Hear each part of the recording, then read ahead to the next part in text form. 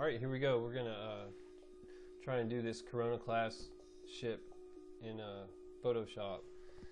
And this is my first time doing one of these videos, so bear with me a little bit. But I'm trying to do a basic ship for Star Wars Combine using Photoshop version 7.0. And I'm recording this with what's called free screen video recorder software. It's freeware from the internet, and I'm not sure if it's any good, so we're about to find out. Now I might move a little bit fast for you, and I'm going to mention some keyboard shortcuts and the name of the tools, but some of this Photoshop stuff is kind of second nature to me now, so this is not really a novice level video. It's more for someone who already knows the basics of how to work a computer and has worked with Photoshop a few times in the past. The key to being good in Photoshop, for these purposes anyways, is using layers and selections. In this case, I've copied in the 400 by 300 pixel image of the Corona class frigate and blown it up a little, zoomed in as much as I can with the navigator here, which I use the navigator for much all of my zoom. Now I'm going to use the magic wand tool here to try and select all the black pixels, and you can see there's a tolerance button here that controls how sensitive it is to the color. The magic wand selects by color, and so we've got here most of the black pixels selected. Of course, we're looking actually to select the ship itself, so what I'm going to do is invert this selection by holding Control and Shift and pressing I for invert, and then try and clean up my selection here by zooming way in on it, and that's probably a little too much. Now I'm going to select this here. It's the polygonal lasso tool, probably my favorite tool of all, and use that to actually I'm going to add to my selection. So I'm going to hold Shift while I move the lasso around and select the black pixels within the ship that I still want to remain as part of the image. And I'm just clicking everywhere you see the direction of the lasso tool change. I'm clicking on that, and I'm holding Shift the whole time so that it adds to the selection I already have, rather than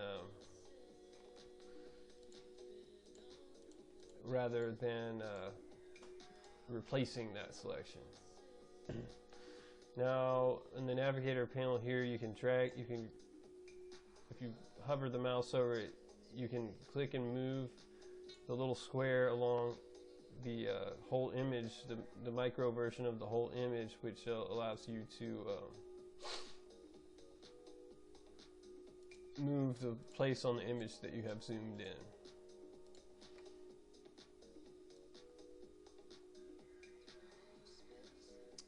This extra space between the selection and the outside, I'm not really worried about that right now anyways. Okay, so this selection looks pretty good. I can zoom it back out, and now this is the first thing I'm going to do. A lot of these images are they're too brightly colored. I find a lot of my art clients like them to be a little bit darker, so we're going to add an adjustment layer here for brightness contrast.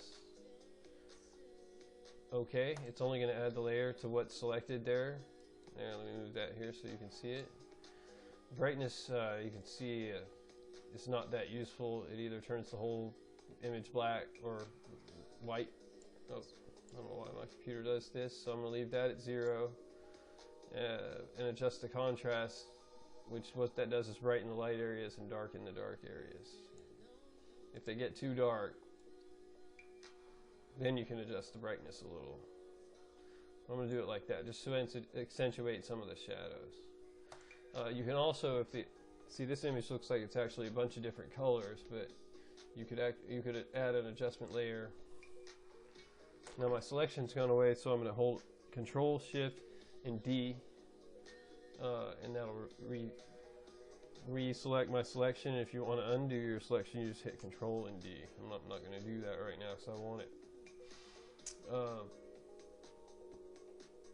I was going to show you how to add an adjustment layer with color. I don't think I'm going to use that on this image, but if you wanted to, you can add a hue and a saturation layer.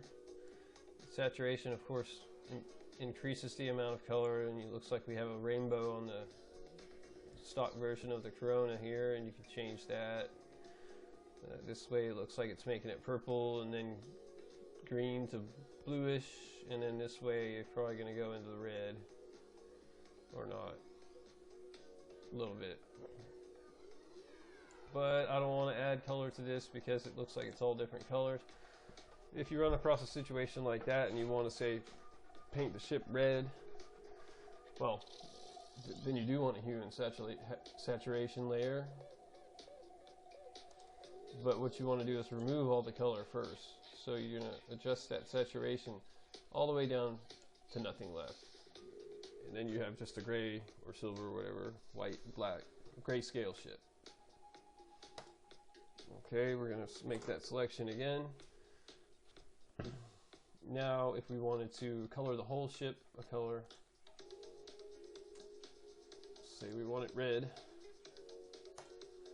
I'm going to select the paint bucket tool here. Why didn't I pick more red?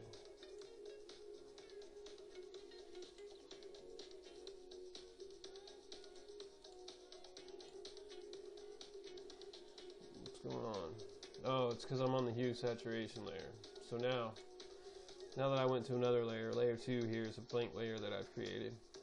You can add another one by clicking on the little page icon there. Only then will you see your foreground color, since the hue saturation or the brightness contrast layer is actually both of those layers right now are grayscale layers.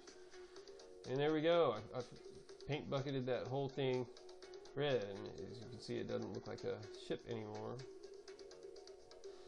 But I'm going to fool with the opacity control here on the far right. Make it a little bit clear. I find that it's often useful to adjust the opacity and fill opacity a little bit, rather than one of them and not the other. One of them more than the other.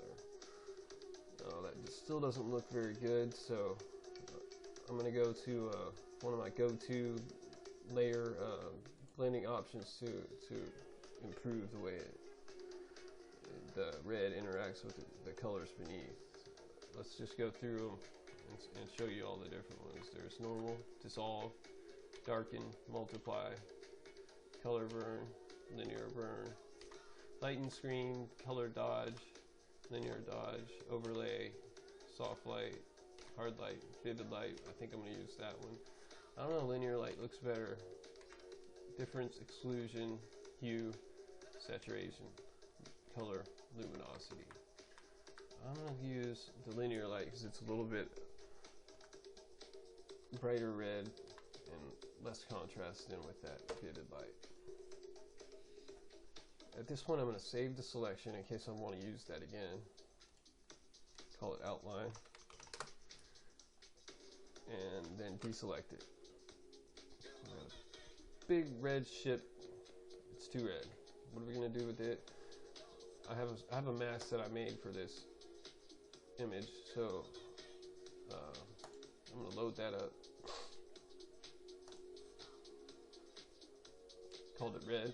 No, it's not going to be red this time. And this is a selection that I've made in the past and saved using the polygon lasso tool.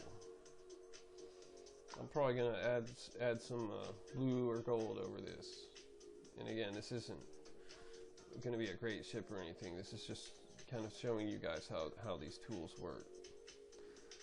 So before I do that, I'm going to delete what's on this layer, which is of course the red overlay on the ship. Since I'm going to lay another color over it, I don't want the red and that color getting mixed up. So I'm just going to hit delete on my keyboard and then click on the page thing to create a new layer, and then choose a color for my next addition here. How about purple? Oh no, because I don't want to make you guys a hideous shit.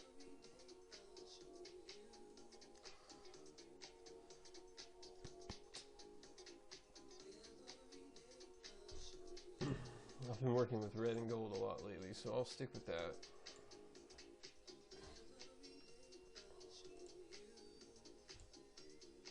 Which might or might not be because of a customer I have, I can't say. Alright, so then we're going to go back to the paint bucket tool. We're on a new layer, we're good here. And we're going to color those parts yellow. Same thing, go to adjust the opacity a little.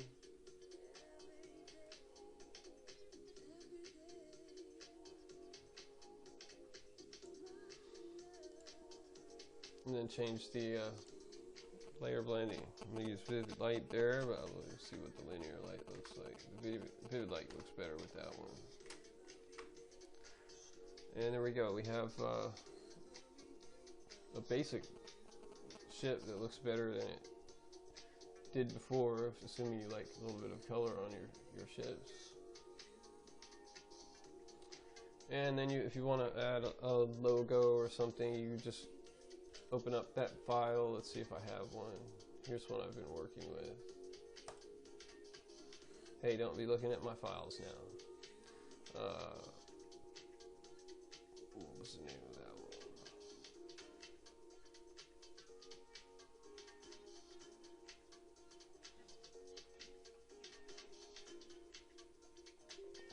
Well,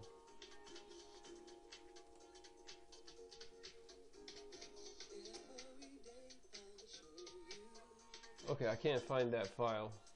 Let me think of something else I want to show you guys. I might do that in another video because I don't know what to say right now. So for now, I'm going to stop this one. I hope you guys enjoyed that. That's just my first one getting started. Might be a practice one even, but I'll probably put it online unless I really sound stupid when I listen to it real quick. Alright, thanks a lot. Y'all have a great day.